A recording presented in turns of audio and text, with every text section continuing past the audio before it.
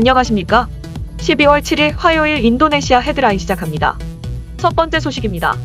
인도네시아 코로나19 확진자가 총 425만 7,489명으로 늘어났으며 이 중 사망 14만 3,863명, 완치 410만 5,994명으로 집계되어 3.4%의 치사율을 보이고 있습니다. 인도네시아의 코로나19 1일 확진자 수는 평균 300명대 수준으로 감소하고 있습니다. 코로나19 세변이인 오미크론 검출을 처음으로 전 세계에 알린 남아공에서는 신규 확진자가 폭증하여 이미 우세종이 되었습니다. 지난 3일 남아공의 신규 확진자는 16,000여 명이었으며 이는 3일 전에 비해 거의 4배로 뛰었습니다. 남아공에서는 현재 4차 확산이 시작됐으며 신규 확진자의 4분의 3 정도가 오미크론 감염으로 추산됩니다. 특히 젊은 층과 어린이 감염이 많은 게 특징이며 이번 환자의 11%는 2살 이하의 유아들이었습니다. 수도권 치안의 지역을 조사한 결과를 보면 코로나로 병원에 입원한 환자의 68%가 40대 이하였습니다. 델타 변이가 주도한 3차 확산 초기에 50대 이상의 전체 입원의 66%를 차지한 것과 대조됩니다. 또한 3차 파동 초기 때는 중증이 66.1%에 달했던 데 비해 이번 4차 파동 초기 중증 비율은 32.9%로 상대적으로 낮았습니다. 이 때문에 오미크론이 델타 변이보다 전파력은 강하지만 덜 치명적인 것이 아니냐는 의견도 나오고 있습니다. 남아공 국립전염병연구소는 오미크론 변이가 코로나19 재감염 위험을 3배나 증가시킨다고 밝혔습니다. 델타 변이 등 기존의 코로나19 바이러스에 감염돼 형성된 면역력이 오미크론 변이에는 작동하지 않을 수 있다는 겁니다. 앞서 세계보건기구 WHO는 오미크론이 많은 돌연변이 부위를 가지고 있어 재감염 위험이 커질 가능성이 있다며 보고된 지 이틀 만에 우려 변이로 지정한 바 있습니다. 남아공 국립전염병연구소는 최신 발견에 따르면 오미크론 변이가 이전 감염으로 형성된 면역을 회피할 능력을 갖고 있다는 역학적 증거가 있다고 전했습니다. 오미크론이 처음 보고된 지 일주일 만에 남극을 제외한 전 세계 6개 대륙 최소 30개국에서 오미크론이 확인됐습니다. 싱가포르와 말레이시아에서도 오미크론 첫 감염자가 나왔습니다. 유럽에서는 독일, 프랑스, 이탈리아, 포르투갈, 스웨덴 등 18개 나라에서 최소 109명의 확진자가 확인됐습니다. 유럽 질병예방통제센터는 오미크론이 몇 달 안에 유럽 코로나19 감염 사례의 절반 이상을 차지할 수도 있다고 경고했습니다. 특히 네덜란드에서는 지난달 26일 암스테르담 스키폴 공항으로 입국한 오미크론 확진자 14명이 모두 백신 접종자로 확인됐습니다. 오미크론이 백신으로 형성된 면역도 회피할 수 있다는 우려가 나오고 있습니다.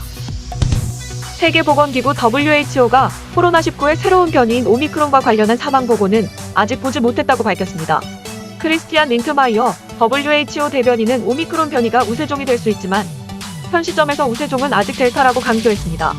실제로 오미크론이 우세종이 된 남아공에서도 가벼운 증상이 대세를 이루고 있으며 폭증하는 신규 확진자 수에 비해 사망자 수는 감소하고 있고 우리나라보다도 낮은 수준입니다. 일부 전문가들은 오미크론이 감염을 시키기에 최적화되어 있고 덜 치명적으로 보인다며 대부분의 호흡기 질환에 진화하는 방식과 일치한다고 오미크론이 우세종으로 자리 잡는다며 팬데믹 종식을 앞당기고 감기와 같은 풍토병으로 취급할 수 있다는 낙관론을 주장하고 있습니다. 하지만 아직은 오미크론에 대한 정확한 연구 결과가 없으며 해당 변이가 덜 치명적일 것이라고 시사하는 유전자 정보도 별로 없기 때문에 신중해야 한다는 의견이 힘을 얻고 있습니다. 한편 미국 방역당국은 기존 백신이 오미크론에 대해 보호 효과를 낼 것이라면서 오미크론 맞춤형 백신이 나오는 것을 기다리지 말고 지금 부스터샷을 맞으라고 권고하고 있습니다. 실제로 남아공 의사협회에서도 백신을 맞은 환자들이 덜 아프고 회복도 빨랐다고 전했습니다. 인도네시아 정부는 국제여행 방역수칙과 오미크론 확산 방지를 위한 임시 제한 추가 조치를 발표했습니다. 인도네시아는 오미크론 감염이 발생한 남아공과 보츠와나, 홍콩 등 3개국과 이들 국가에 인접한 8개국 등 총 11개국에 최근 14일 이내 머무른 외국인의 입국을 금지했으며 나머지 입국자의 지정 호텔 격리 기간을 7일에서 10일로 다시 한번 늘렸습니다. 특히 오미크론의 전염세가 매우 빠르기 때문에 입국 금지 국가는 지속적으로 늘어날 가능성이 높습니다. 투자조정부 장관은 오미크론 감염 발생국과 다른 국가로 확산 여부를 예의주시하고 신속하게 총력 대응할 것이라고 밝혔으며 보건부 장관은 오미크론 변이가 인도네시아에 유입되지 않았기 때문에 당황하지 말고 보건수칙을 지켜달라고 당부했습니다. 한편 자카르타시는 12월 13일까지 사회 활동 제한 조치를 2단계로 올리고 방역에 집중해줄 것을 요청하였습니다. 다음 소식입니다. 조코위 대통령은 2022년 국가예산에서 6가지 정책의 우선순위를 두어 집행하겠다고 발표하였습니다. 첫째로는 코로나 사태가 지속됨에 따라 보건부문을 우선시하여 코로나를 통제하는 것이고, 둘째, 빈곤층과 취약계층을 위한 사회보장 프로그램의 지속 유지, 셋째, 인적자원의 개선 및 발전, 넷째, 인프라 개발 추진 및 기술 장려, 다섯째, 재정분권화 강화를 통한 지역 간 복지 증대와 분배. 마지막 여섯째로는 제로 기반 예산제를 도입해 지출을 보다 효율적으로 하는 예산 개혁입니다. 또한 보건 및 경제 분야의 불확실성은 프로그램을 계획하고 실행하는데 기반이 되어야 한다고 말했으며 2022년주 예산이 불확실성에 대응하여 신속하고 유연한 방식으로 설계되었고 같은 방식으로 시행될 것이라고 설명했습니다. 이를 통해 5.2%의 경제 성장률을 목표로 빈곤율, 개방 실업률, 불평등 비율은 감소시키는 한편 인력 발달 지수의 상승을 목표로 하고 있으며 G20 의장국으로서 기후변화, 탄소 배출량 감소와 지속 가능한 경제 발전을 위한 실질적인 행동을 보여야 한다고 밝혔습니다. 한편 지난 10월 발효된 2022년 인도네시아 국가 예산 규모는 1846조 루피아의 국가 수입과 2714조 루피아의 재정 지출로 이루어져 있습니다. 다음 소식입니다. 동남아 차량 공유 서비스 그랩은 기업 인수 목적 회사와 합병을 통해 미국 나스닥 시장에 상장했습니다. 그랩은 차량 공유 서비스로서 사업을 시작했으며 현재는 음식 배달과 보험 분야 등에도 사업 영역을 확장해 8개국 400개 도시에서 사업을 벌이고 있습니다. 대표적인 경쟁사인 인도네시아의 고토와 싱가포르의 전자상거래 업체 등도 성장이 예상되는 동남아시아 지역에 인터넷 경제에 기대감을 갖고 사업을 확대하며 경쟁 격화가 심화되고 있는 상황에서 이번 미국 증시 상장으로 설립 9년째를 맞는 그랩은 큰 전환점을 맞게 되었으며 자연스럽게 시장에서 큰 주목을 받고 있습니다. 그랩은 지난 2012년에 미국 하버드대 경영대학원 출신인 앤서니 탄 씨와 탄 후이린 씨가 말레이시아에서 차량 공유 앱으로 설립했으며 이후 다양한 서비스와 주변 시장으로 사업 확장을 하며 본사를 싱가포르로 옮겼습니다. 이 과정에서 세계적인 투자회사인 소프트뱅크와 중국 차량 공유 업체 디디추싱의 투자를 받았습니다. 한편 그랩의 지난해 매출은 16억 달러로 코로나 사태 여파에도 2019년보다 60%나 급증했습니다.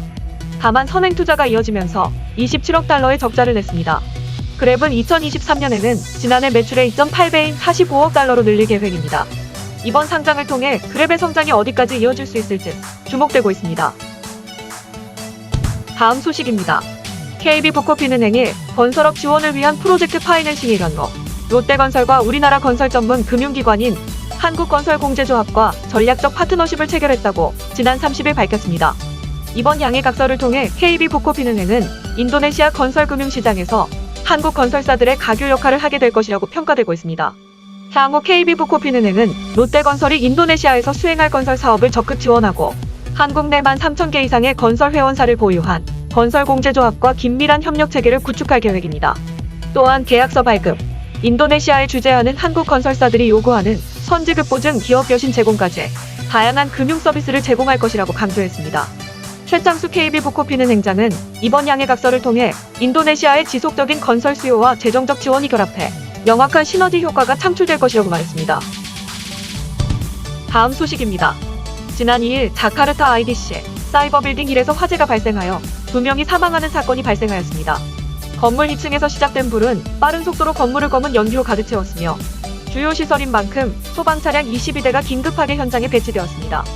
출동한 소방대원들은 화재 진압을 위해 전기를 차단했으며 이에 따라 해당 센터가 보유한 유선망들이 끊어져 일부 인터넷 서비스들이 먹통이 되었습니다. 인도네시아 주식거래소는 이번 화재로 인해 일부 주식들의 거래가 중단되었으며 몇몇 인터넷 제공업체들도 통신이 두절되었고 일부 지역에서는 카드 결제도 장애를 겪었습니다. 또한 해당 센터를 메인으로 사용하고 있는 전자상거래 쇼피와 주식거래의 바자이브, 시네마21 예매 시스템이 중단되었다가 복구되었습니다. 소방당국은 4시간 만에 화재가 진압이 되었으며 1층의 서버와 네트워크 장비가 손상되어 5회 연결 등 조치를 취하며 복구 작업을 진행하고 있다고 밝혔습니다. 다음 소식입니다. 지난 1일 파푸아 분리 독립을 요구하는 학생들은 자야프라시와 인탄자야 등 6개 지역의 모닝스타기를 기습적으로 개항했습니다. 참고로 12월 1일은 1961년 파푸아가 네덜란드에서 독립한 것을 기념하는 날이며 모닝스타기는 독립 당시 사용되었던 파푸아 독립 깃발의 명칭입니다. 이날 자야프라시 스포츠센터의 모닝스타기를 개항한 학생 8명은 파푸아 독립을 요구하는 현수막을 들고 경찰서를 향해 행진하며 구호를 외친 혐의로 경찰에 구금되어 조사를 받고 있습니다. 경찰은 해당 8명의 학생을 반역죄로 체포하였고 징역형을 받을 것으로 예상하고 있습니다. 모닝스타기 개항은 이번이 처음이 아닙니다. 지난 2019년 8월 자카르타 대통령궁 앞에서 모닝스타기 개항으로 기소된 파푸아인 5명과 인도네시아인 1명 등 시민운동가 6명은 지난해 각각 징역 8에서 9개월을 선고받은 바 있습니다.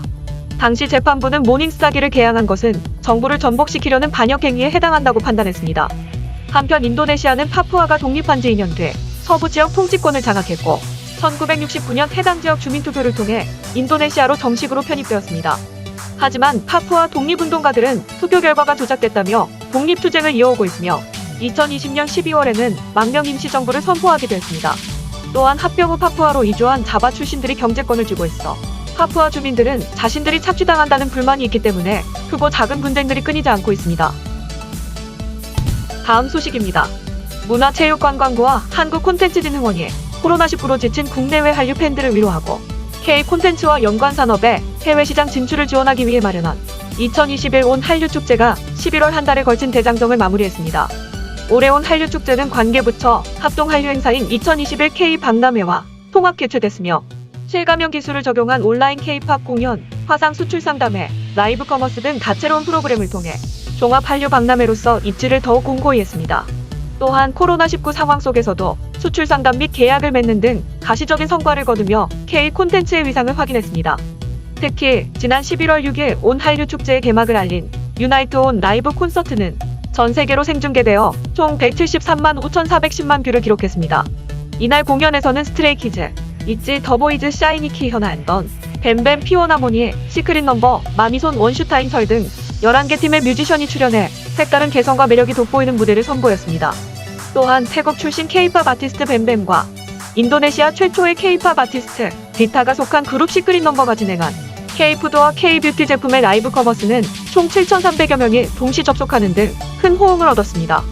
조현래 콘진원 원장은 이번 온 한류축제를 통해 코로나19의 어려운 시기에도 전 세계에서 사랑받는 K 콘텐츠의 저력과 위상을 다시 한번 실감했다며 앞으로도 K 콘텐츠를 통한 신한류 열풍이 연관 산업의 성장으로 이어질 수 있도록 적극 지원하겠다고 전했습니다. 시청해주셔서 감사합니다. 다음 시간에 뵙겠습니다.